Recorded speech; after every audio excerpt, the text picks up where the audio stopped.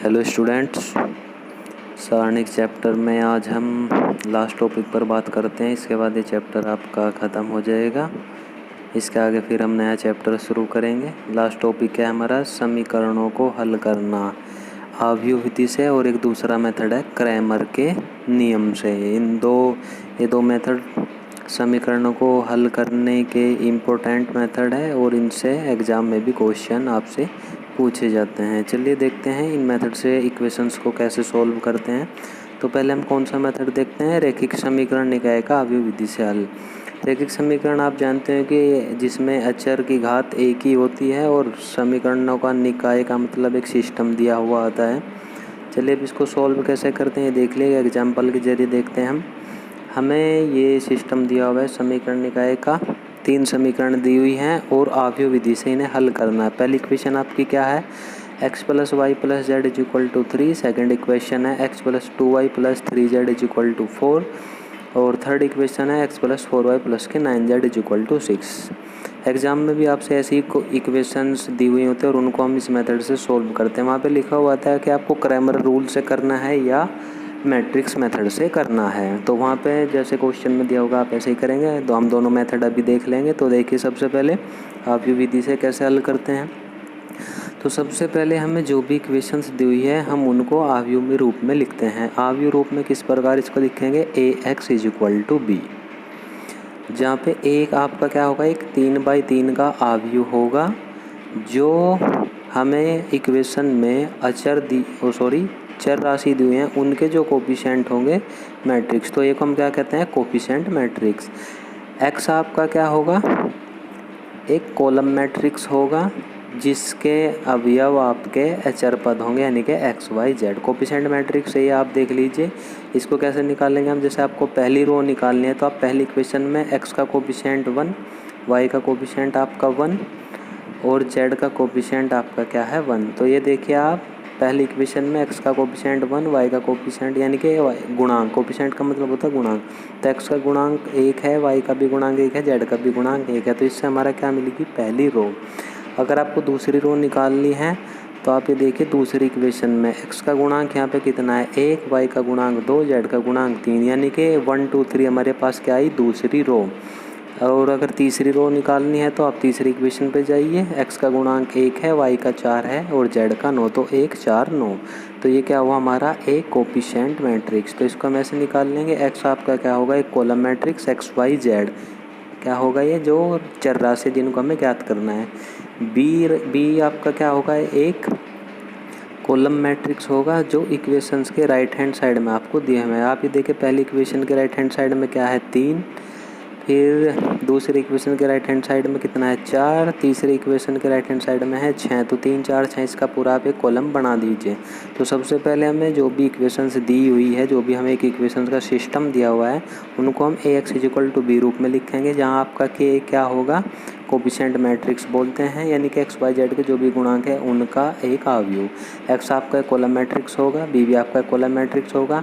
x क्या होगा आपका जो चर राशि हैं उनका कॉलम मैट्रिक्स, b आपका क्या होगा इक्वेशन के राइट हैंड साइड में जो भी अचर पद दिए हुए हैं उनका क्या होगा, ये एक कॉलम मैट्रिक्स। तो सबसे पहले इसे आव्यूह रूप में लिखना है।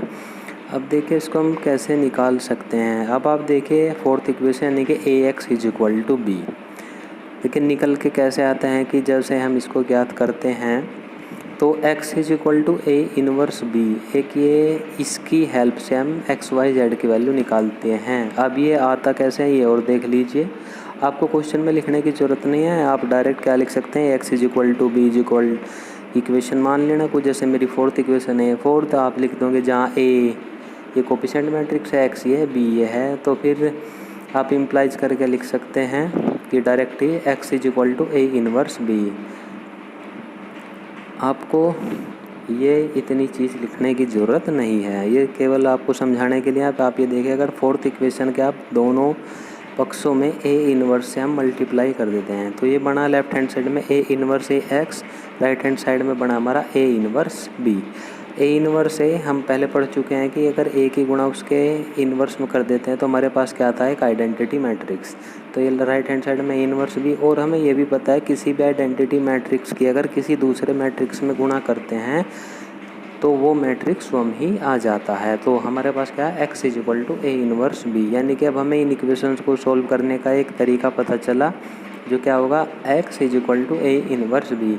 x आपका एक कॉलम मैट्रिक्स है, ए इनवर्स बी को सॉल्व करके भी एक कॉलम मैट्रिक्स आएगा, और हम दोनों की तुलना करके x y z की वैल्यू निकाल देंगे। तो सबसे मेन बात क्या है, यहाँ पे हमारे पास x भी है जो हमें ज्ञात करना है, हमारे पास b भी है जो कॉलम मैट्रिक्स है, ए इनवर्स हमारे पास ए इनवर्स नहीं है, लेकिन ए इनवर्स निकालने के लिए ए मैट्रिक्स हमारे पास मौजूद है। तो हमें ए इनवर्स ज्ञात करना है, उसकी गुणा b में करनी है, कंपेयर करनी है x के साथ में, और x y z की वैल्यू हम निकाल देंगे। तो ए इनवर्स इससे पहले एक्सरसाइज में आपको बता चुका हूँ कि कैसे निकालते हैं ए इनवर्स। तो ए इनवर्स निकालने के लिए सबसे पहले हम क्या निकालते हैं, डिटर्मिनेंट ए, क्योंकि हमें चेक करना होता है अगर डिटर्मिनेंट ए 0 के इक्वल आ गया तो ए इनवर्स हम ज्ञात नहीं कर सकते। तो सबसे पहले आप क्या करेंगे, ए के लिए डिटर्मिनेंट ज्ञात करेंगे। तो देखिए इक्वेशन नंबर 5 दी हुई है हमने, x equal to A inverse B. अब देखिए ए इनवर्स कैसे निकालते हैं। तो सबसे पहले ए के लिए आप डिटर्मिनेंट निकालिए। तो फर्स्ट रो के सापेक्ष यानी कि पहली पंक्ति के सापेक्ष इसको क्या कर दीजिए, आप प्रसार कर दीजिए। तो क्या आएगा 1 इंटू, तो पहली रो और पहले कॉलम को हम छोड़ देंगे, तो 2 इंटू 9 यानी कि 9 दूनी 18 माइनस के 4 दिए 12। उसके बाद फिर आता है माइनस के 1, 9 एकम 9 माइनस के 3। उसके बाद आपका थर्ड क्या है 1, तो प्लस के 1 होगा, तो 4 एकम 4 माइनस के 2 एकम 2। इसको सोल्व किया तो हमारे पास क्या आया 2, जो कि 0 के इक्वल नहीं है यानी कि नॉन जीरो है। तो इसका ए इनवर्स हम ज्ञात कर सकते हैं। डिटर्मिनेंट ज्ञात करने के बाद में हम क्या ज्ञात करते थे, कोफैक्टर मैट्रिक्स, यानी कि जो ए मैट्रिक्स है उसके अवयवों के लिए हम कोफैक्टर्स ज्ञात करते थे, जिन्हें हम क्या कहते हैं, सहगुणनखंड। और इन सहगुणनखंडों से एक मैट्रिक्स निकालते थे, तो उसको बोलते थे हम कोफैक्टर मैट्रिक्स। और ए इनवर्स ज्ञात करने के लिए एक फॉर्मूला था 1 अपॉन डिटर्मिनेंट ए इंटू एडजॉइंट ए। तो एडजॉइंट ए के लिए हमें कोफैक्टर मैट्रिक्स चाहिए, और एडजॉइंट ए क्या होगा, उस कोफैक्टर मैट्रिक्स का ट्रांसपोज यानी कि परिवर्त। चलिए कोफैक्टर मैट्रिक्स मैं आपको बता भी चुका हूँ। जैसे आपका C11 निकालेंगे तो आपका क्या होगा, जैसे मैट्रिक्स ए दिया हुआ है उसको देख लिए, C11 आपका क्या होगा, यानी कि पहली पंक्ति का पहले अवयव की रो को और कॉलम को छोड़ दीजिए, तो हमारे पास क्या बचा 2 3 4 9। तो हम वही लिख देंगे 2 3 4 9। डिटर्मिनेंट एक 2/2 के रूप में। ऐसे ही C12 ये आपका क्या होगा, माइनस पोजीशन पे, तो बाहर माइनस लगा दिया, और 1 2 आपका क्या होगा C12। तो आपका सेकंड कॉलम और फर्स्ट रो को आप छोड़ दीजिए 1 3 1 9, तो ये मिला आपका 1 3 1 9। तो यह आप अच्छे से सीख चुके होंगे कि इनको कैसे निकालते हैं। तो ऐसे ही हम इन सब के कोफैक्टर्स निकाल देंगे, यानी कि C11 C12 C13 C21 C22 C23 C31 C32 C33। तो आप इन सब को निकाल लेंगे। सॉल्व करने के बाद आपका क्या मिला, C11 6, फिर C12 माइनस 6, C13 आपका आ गया 2, C21 आ गया आपका माइनस के 5, C22 आ गया आपका 8, C23 आ गया माइनस के 3, और C31 1 माइनस के 2 आ गया आपका C32, C33 आ गया आपका प्लस के 1। ये आप जानते होंगे निकालना। फिर लास्ट लेक्चर में आपको ए इनवर्स निकालना बताया था कि ए इनवर्स हम कैसे निकालते हैं। और ए इनवर्स निकालने के लिए मैं बताया था कोफैक्टर मैट्रिक्स में आपको चिन्ह का ध्यान रखना ज़रूरी है।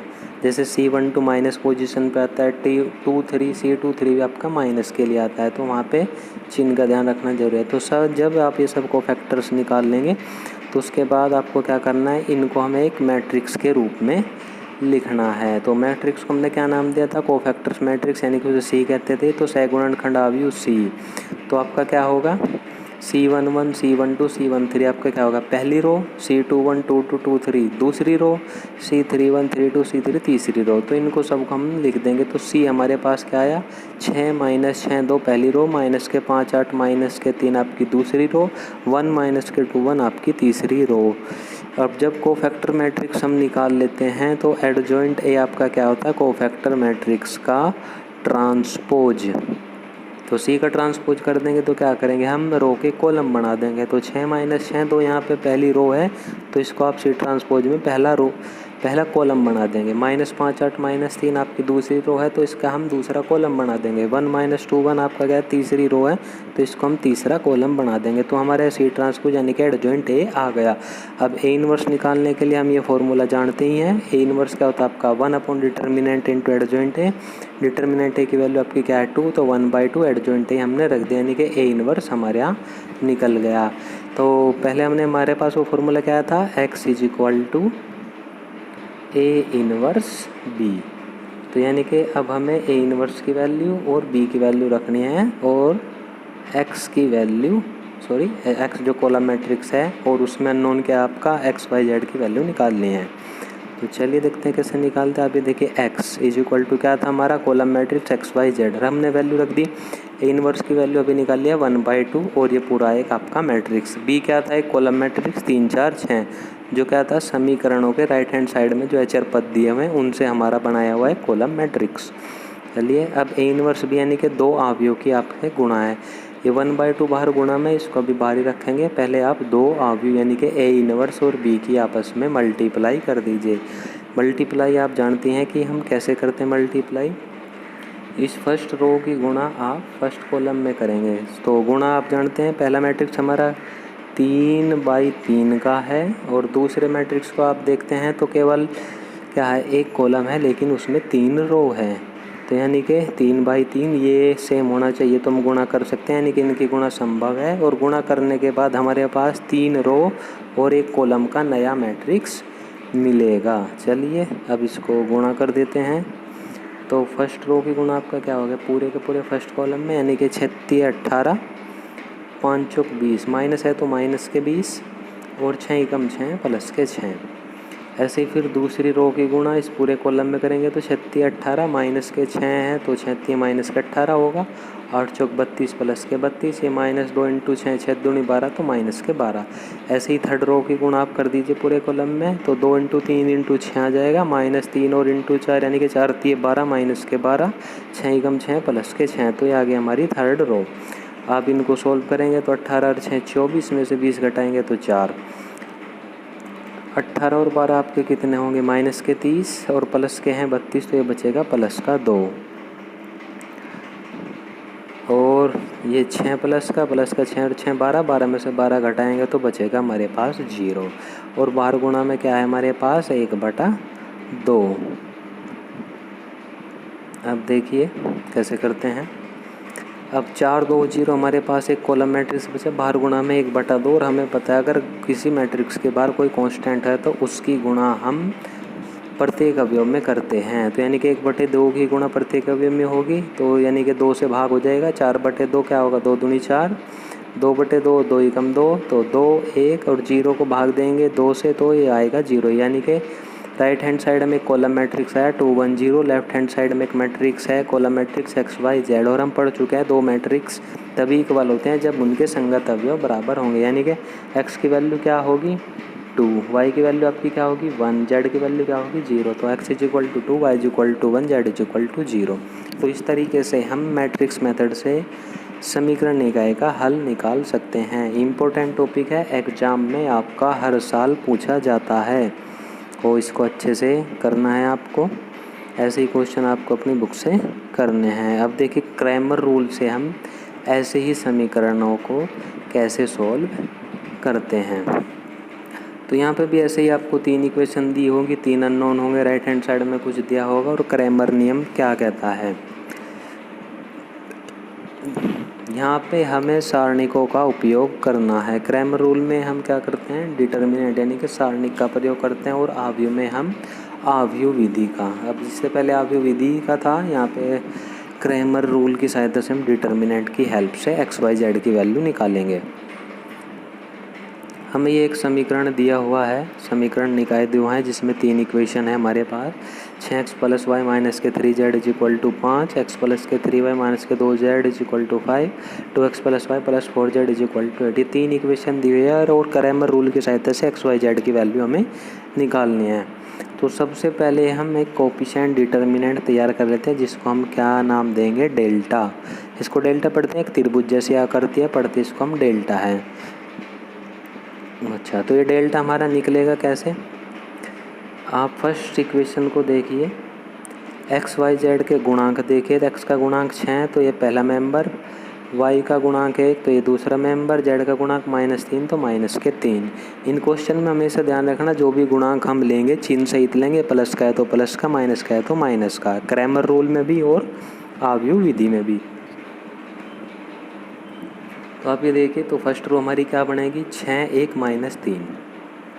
डिटर्मिनेंट की दूसरी रो निकालने के लिए आप दूसरी इक्वेशन पर जाइए, एक्स का गुणांक है 1, वाई का गुणांक है 3, जेड का गुणांक है -2। तो ये हमारी मिल गई डिटर्मिनेंट की दूसरी रो। तीसरी रो निकालने के लिए 2 1 4, तो 2 1 4 हमारी तीसरी रो। तो एक डिटर्मिनेंट तैयार डेल्टा।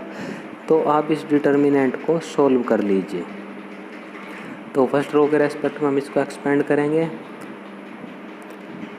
तो पहले क्या आएगा 6, आप ये कॉलम और ये रो छोड़ देंगे, तो 3 4 3 12 माइनस के, फिर 1 × -2 -2 तो प्लस के 2 एक्सपेंड करना आपको होता है। फिर क्या आएगा आपका ये -1, आप इसको और इसको छोड़ देंगे तो 1 -2 4 एकम 4 2 दूनी 4 -4 आएगा, 1 माइनस तो 4 + 4। फिर क्या आएगा आपका -3, तो ये छोड़ देंगे आप 1 1 2 1 यानी कि 1 की गुणा 1 में 1 एकम 1 3 दूनी 6 -6। अब जब आप इसको सोल्व करेंगे तो क्या आएगा, ये 84 - 8 + 15 सोल्व करेंगे तो आ जाएगा 91। अब फिर आपको निकालना है डेल्टा 1। डेल्टा निकालने के बाद में डेल्टा 1, बस फ़र्क क्या करना है डेल्टा 1 में आपको, जो डेल्टा निकाला है उसको ध्यान में रखिए। डेल्टा 1 यानी कि 1 लिखा हुआ है, इसका मतलब हमें पहला कॉलम रिप्लेस करना है। और पहला कॉलम रिप्लेस किससे करना है, जो भी हमें इक्वेशन दी हुई है, ये इक्वेशन के राइट हैंड साइड में देखना क्या है 5 5 8, तो बस पहले कॉलम को हम इससे रिप्लेस कर देंगे। यानी कि डेल्टा में जो 6 1 2 पहला कॉलम लिखा हुआ है, डेल्टा 1 में हम 5 5 8 रिप्लेस कर देंगे तो हमें एक नया डिटर्मिनेंट मिला। 5 5 8 रिप्लेस करते एक नया डिटर्मिनेंट, इसको हम सोल्व कर लेंगे। इसको सोल्व किया तो आप देखिए 5 × R1 के सापेक्ष इसका प्रसार कर दिया तो 4 3 12 आएगा, माइनस के 1 की गुणा -2 तो प्लस का 2 हो जाएगा। फिर -1 आएगा, 5 चौक 20 आएगा, 8 दूनी 16 -16 और 1 माइनस बाहर होगा तो +16। फिर थर्ड देखिए -3 आ जाएगा, 5 एकम 5 -24। इसको सोल्व करा, ये भी हमारा 91 आ गया। चलिए अब हमें निकालना है डेल्टा 2। अब जैसे मैं बताया था कि डेल्टा 1 का क्या मतलब था यहाँ पे, कि जो डेल्टा था उसकी हमें पहले कॉलम को रिप्लेस करना है जो भी इक्वेशन के राइट हैंड साइड में दिया हुआ है। यानी कि 5 5 8 दिया हुआ था तो हमने उसको रिप्लेस कर दिया। अब ऐसे ही यहाँ पे डेल्टा 2 का क्या मतलब है कि हमें दूसरे कॉलम को रिप्लेस करना है, फिर हमें डेल्टा 3 निकालना है, यानी कि तीसरे कॉलम को रिप्लेस करना है। तो हमें क्रैमर रूल में एक डेल्टा निकालना है, डेल्टा 1 डेल्टा 2 और डेल्टा 3, ये 4 चीज़ निकाली और इन 4 चीज़ की सहायता से हम एक्स वाई जेड की वैल्यू निकाल देंगे। तो डेल्टा 1 में हमने क्या कहा था, पहला कॉलम रिप्लेस। डेल्टा 2 में आप क्या करेंगे, दूसरा कॉलम रिप्लेस। यानी कि आप देखिए पहला कॉलम 6 1 2 सेम रहेगा, दूसरा कॉलम आपका 1 3 1 है तो इसको हम 5 5 8 से रिप्लेस कर देंगे। थर्ड कॉलम आपका -3 -2 4 ही रहेगा, तो रिप्लेस कर दीजिए। तो पहला कॉलम आपका क्या होगा 6 1 2, दूसरा कॉलम 5 5 8 हमने रिप्लेस कर दिया, -3 -2 और 4। जैसे पहले 2 डिटर्मिनेंट सोल्व करिए, इसको भी सोल्व किया। सोल्व करने के बाद हमारे पास क्या आया 182। तो जैसे हम इसको सोल्व करेंगे तो हमारा आया 182। R1 के सापेक्ष इसको एक्सपेंड कर दिया। ज़रूर नहीं R1 के सापेक्ष ही करें, आप C1 के सापेक्ष भी इसको एक्सपेंड कर सकते हैं।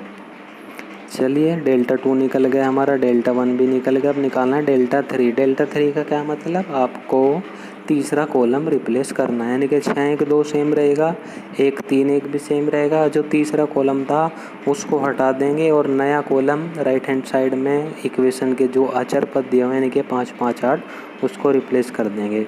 इसको भी डिटर्मिनेंट को सॉल्व किया तो हमारे पास क्या आया 91। अब क्रैमर रूल की सहायता से हमें कैसी वैल्यू निकालनी है आप ये देखिए।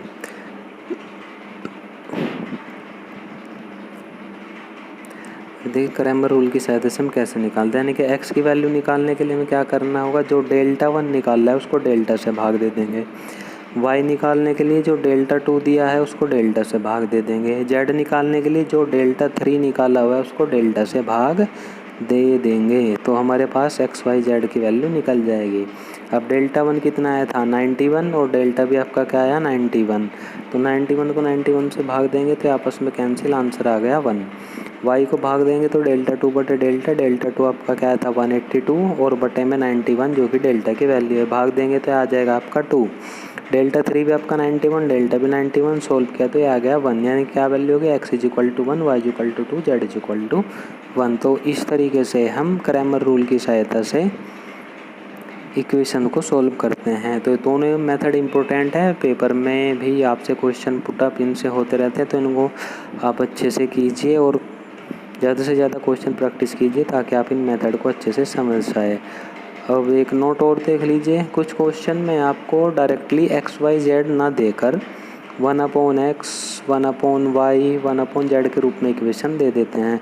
जैसे कि एक एग्जांपल मैं आपको दूँ, जैसे कि इक्वेशन 1/x प्लस के 1/y प्लस के 1/z = 2, ये आपकी फर्स्ट इक्वेशन। दूसरी इक्वेशन कुछ आपको ऐसे दे दे 5/x प्लस के 2/y प्लस के 4/z = 6, ऐसे ही कोई तीसरी इक्वेशन, यानी कि उसमें आपको उस क्वेश्चन में आपको 1/x, 1/y, 1/z के रूप में इक्वेशन दी हुई होती है। तो जैसे हम इसको क्रैमर रूल की सहायता से सोल्व करेंगे तो इनको हम नए चर पद मान लेते हैं। जैसे 1/x को u पुट कर लिया, 1/y को v और 1/z को w, यानी कि u v w हम रख कर इनको सोल्व कर सकते हैं। और जैसे नियम बताया है फिर सेम ऐसे ही, तो u v w पुट करके आपका वो एक लीनियर इक्वेशन बन जाएगी, यानी कि u v w, फिर ऐसे ही नियम हम अप्लाई कर देंगे तो एक्स वाई जेड की वैल्यू निकाल लेंगे। सबसे पहले हमें u v w निकालने पड़ेंगे, फिर जैसे हमने क्या कहा था, अगर 1/x = u के है, अब हमने u निकाल लिया तो x कैसे आ जाएगा 1/u के, तो ऐसे ही हम फिर एक्स वाई जेड के मान ज्ञात कर सकते हैं। ठीक है, तो इनके मेथड्स के क्वेश्चन आप प्रैक्टिस कीजिए। Thank you.